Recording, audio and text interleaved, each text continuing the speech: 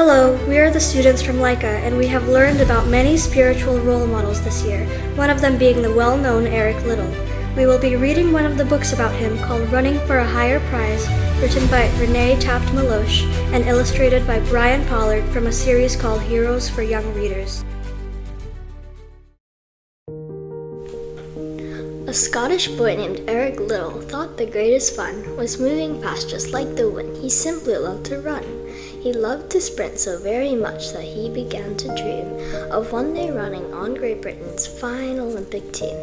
As he grew up, he soon became impossible to beat. Where he excelled in every sport, he had the fastest feet. When playing rugby or when racing, Eric was the star. No other boys could catch him since he was the best by far.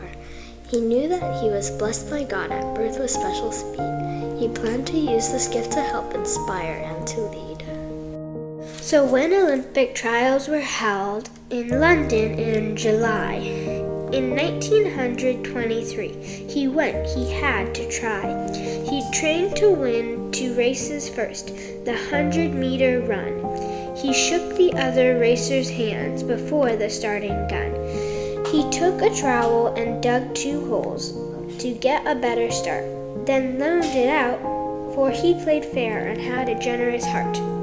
He crouched down at the starting line, exhaled, tucked his chin. He focused toward the finish line. He set his mind to win. The gun went off. The race began. It ended just as fast. That day he set a record in the 100-meter dash. His next race was a harder one, 220 meters long. And though this took more stamina, he won it looking strong. So Eric was Great Britain's brightest hope to win first place. The next year at the Great World Games, he hadn't lost a race. When Eric raced the next week, though, a runner tried to pass and accidentally tripped him, knocking Eric to the grass. Though Eric was now 20 yards behind the running pack, he sprang up to his feet and pumped his legs, his head thrown back. And with a super burst of speed, he ran his very best and dashed across the finish line, ahead of all the rest. While Eric loved to run so much, there's something he loved more.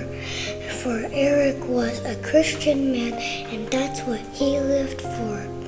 When people came to hear him talk of how he loved to run, he also took the chance to speak about God and his Son. He never took full credit for awards that he had won, but gratefully thanked God from whom all blessings really come. Just months before the games were held, he suddenly withdrew. Because his races were on Sunday, that he would not do. For Sunday was a day for God, to honor him and rest. He simply would not run that day, although he was the best. As papers spread the news that Eric would no longer run, all Britain was unhappy, for they knew he would have won. And just because he made this choice, in many people's eyes, he was a traitor. Eric, though, refused to compromise.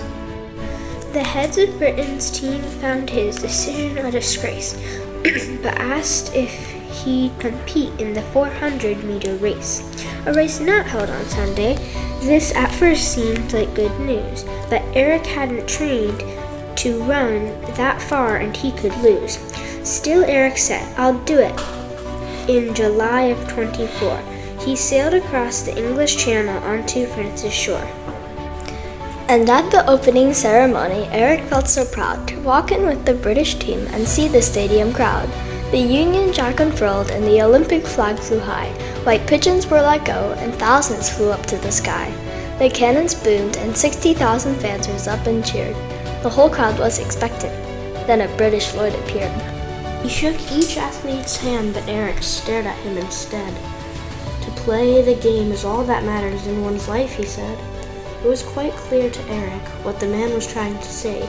He may have had a chance for gold and thrown it all away. But even if he'd heard those words from Britain's only king, he knew a game in life was not the most important thing. To honor God was so much greater than vast wealth or fame, or winning a gold medal at the Grand Olympics game. Now Eric knew the other runners would be hard to beat. Their times were faster than his own when each one ran his heat. Of 6 men in the finals, Eric was the shortest one. To run 400 took long legs. Would Eric be outrun?